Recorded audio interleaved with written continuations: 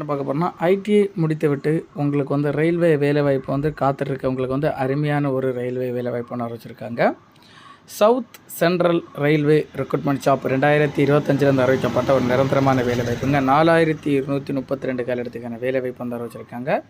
தற்போதைக்கு வந்து இது வந்து 1 இயர்க்கான அப்ரெண்டிஸ் காலெடுத்துக்கான வேலைவாய்ப்பு வந்து அறிவிச்சிருக்காங்க. இந்த வேலைவாய்ப்பின ட்ரைனிங் பார்த்தீங்கன்னா தமிழ்நாட்டில் வந்து வேலூரில் வந்து நடத்தப்படும்னு சொல்லியிருக்காங்க. அதேபோல் வந்து ஒவ்வொரு ஸ்டேட் வைட்டாக வந்து நடத்தப்படுங்க. தெலுங்கானாவில், ஆந்திர பிரதேசில், மகாராஷ்டிரா, கர்நாடகா, மத்திய பிரதேசில் நடத்தப்படும்னு சொல்லியிருக்காங்க. ஆன்லைனில் தான் அப்ளை பண்ணணுங்க. இந்த வேலைவாய்ப்பின போஸ்ட் என்னென்ன மாதிரிப்பட்ட போஸ்ட்டுன்னு பார்த்தீங்கன்னா AC mechanic, air conditioner, carpenter, diesel mechanic, electronic mechanic, industrial electronics, electrician, electrical, power maintenance, train lighting, fitter, motor mechanic vehicle, machinist, mechanic, machine tool maintenance, painter, welder இந்த மாதிரிப்பட்ட காலெடுத்துக்கான வேலைவாய்ப்பு வந்து அறிவிச்சிருக்காங்க.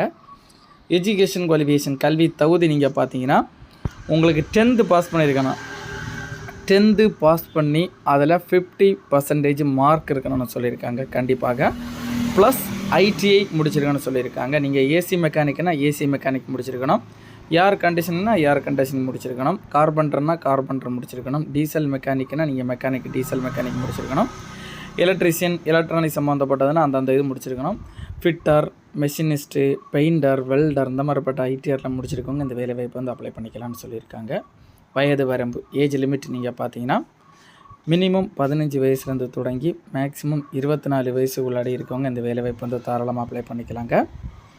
இந்த வேலைவாய்ப்பில் வந்து உங்களுக்கு ஏஜ் ரிலாக்ஸேஷன் கொடுத்துருக்காங்க. எஸ்சி எஸ்டி இவங்களுக்கு வந்து 5 இயர்ஸ், ஓபிசி கேட்டகரி வந்து 3 இயர்ஸ், பிடபிள்டி கேட்டகரி வந்து 10 இயர்ஸ் வரைக்கும் ஏஜ் ரிலாக்ஸேஷன் கொடுத்துருக்காங்க. இந்த வேலைவாய்ப்புனா மாத சம்பளம் நீங்கள் பார்த்தீங்கன்னா உங்களுக்கு ஆஸ் பர் அப்ரெண்டிஸ் பாலிசி படி உங்களுக்கு ஸ்டிப்பெண்டன்ட் வழங்கப்படும்னு சொல்லியிருக்காங்க. மந்த்லி செலெக்ஷன் ப்ராசஸ் வந்து எப்படி நடத்தப்படும்னு பார்த்தீங்கன்னா எப்படி நடக்குதுன்னு பார்த்தீங்கன்னா ஃபஸ்ட்டு வந்து மெரிட் லிஸ்ட் எடுப்பாங்க. அப்ளை பண்ணவங்களை வச்சு மெரிட் லிஸ்ட் எடுத்து அவங்களுக்கு வந்து சர்டிஃபிகேட் வெரிஃபிகேஷன், டாக்குமெண்ட் வெரிஃபிகேஷன் மூலம் வந்து ஆட்கள் செலக்ட் பண்ணப்படுன்னு சொல்லியிருக்காங்க. அப்ளிகேஷன் ஃபீஸ் கட்டணம் பார்த்தீங்கன்னா எஸ்சி எஸ்டி பிடபிள்டி ஃபீமேல் பெண்கள் இவங்களுக்கெல்லாம் வந்து நெல் இவங்களுக்கு வந்து அப்ளிகேஷன் ஃபீஸ் எதுவும் கிடையாதுங்க. அதர் கேண்டிடேட்ஸ் பார்த்தீங்கன்னா 100 ரூபா கொடுத்துருக்காங்க பர் ஒரு ஆளுக்கு வந்து அப்ளிகேஷன் ஃபீஸ். இந்த வேலைவாய்ப்புக்கு ஆன்லைன் பேமெண்ட் மூலம் தாங்க பே பண்ணணும்.